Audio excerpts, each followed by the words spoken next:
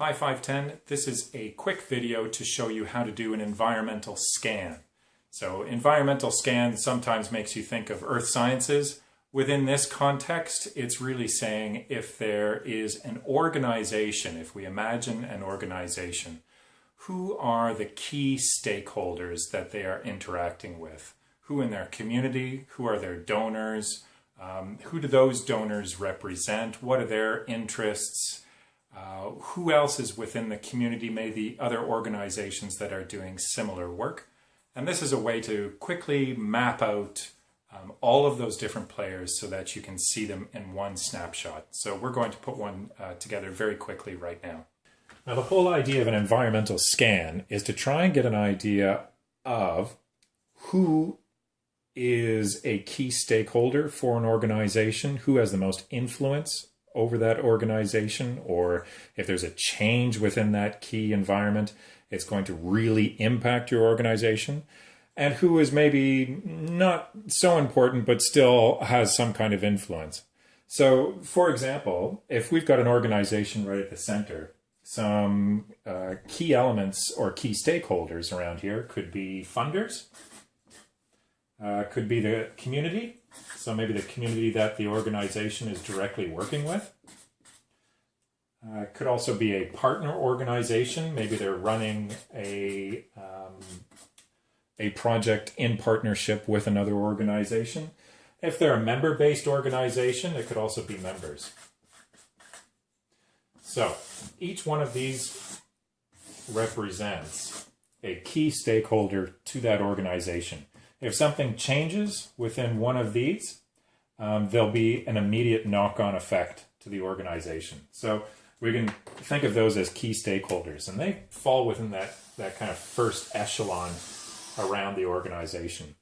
Outside of this comes organizations or bodies or people who have perhaps some linkages with this group. For example, a good chunk of the funding for the organization actually comes from a government ministry. So we can put that out here.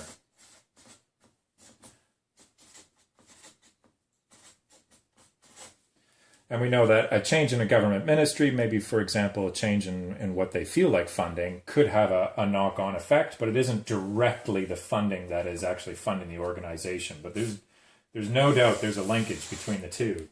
Another example could be, for example, if this partner organization is actually feeding to another group that deals with employment.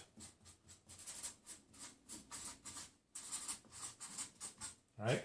So the project that the organization is doing with the partner organization doesn't really involve employment, but it can be sometimes a case where the same community members that are being brought into this project are then going on to employment services. So changes within this separate body which deals with employment services also could have a knock-on effect, but it's a little bit wider than a direct correlation. Another example could be if these are the individual members that are part of your organization.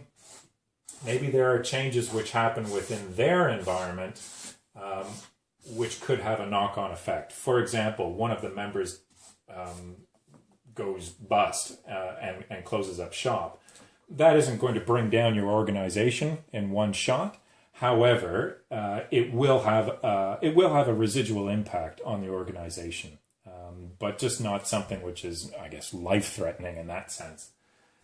So this would then become another tier or another circle within the environment. So you've got the key stakeholders in the middle. You've got the pretty important organizations around, but not quite so critical.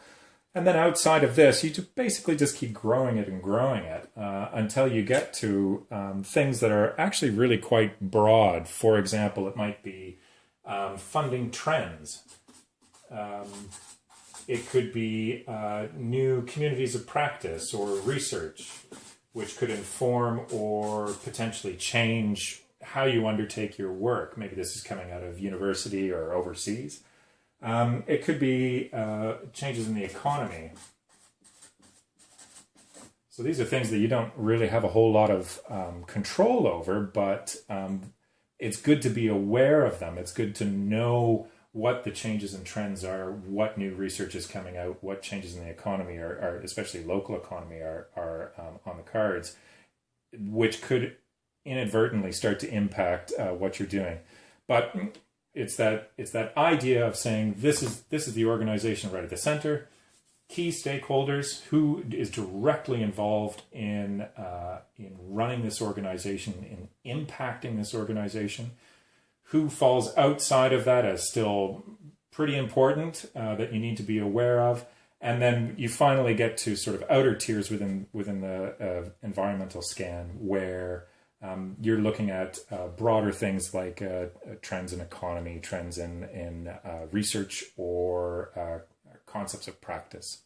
So that is, in a nutshell, an environmental scan.